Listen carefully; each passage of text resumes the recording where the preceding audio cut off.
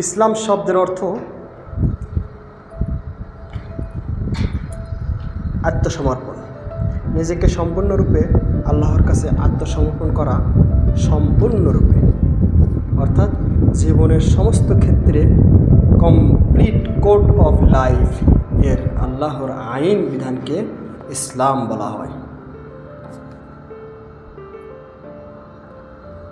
কাফের অর্থ কি? আমরা শুধু অনেক সময় কাফের বলি, অমুক কাফের, অমুক কাফের।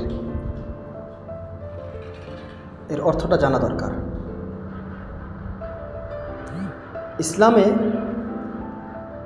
কাফের অর্থ হলো যে আল্লাহর বিধান অস্বীকার করে, অর্থাৎ অমুসলিম। সকল মুসলিম হচ্ছেন মুমিন আর সকল অমুসলিম কাফের।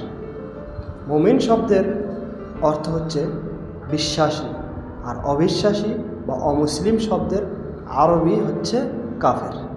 অর্থাৎ যে মুসলিম নয় তাকে আরবিতে কাফের বলা হয়। কাফের শাব্দিক অর্থে অস্বীকার করা, অকৃতজ্ঞতা, ঢেকে রাখা, লুকিয়ে রাখা ইত্যাদি হয়ে থাকে।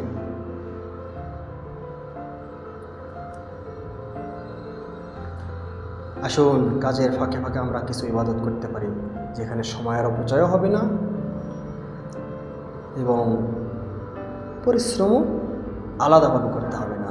যেমন সুবহানাল্লাহ, আলহামদুলিল্লাহ, লা ইলাহা ইল্লাল্লাহ, আল্লাহু আকবার, লা হাওলা ওয়ালা কুওয়াতা ইল্লা বিল্লাহ, লা ইলাহা ইল্লা আনতা সুবহানাকা ইন কুনতু মিনাজ জালিমিন, সুবহানাল্লাহি ওয়া বিহামদিহি, সুবহানাল্লাহিল আযীম, আস্তাগফিরুল্লাহ, আল্লাহুম্মা ইন্নী আসআলুকা আফিয়া, আল্লাহুম্মা আজিরনা মিনান নার, রাব্বির হামহুমা কামা রাব্বায়ানি সগীরা।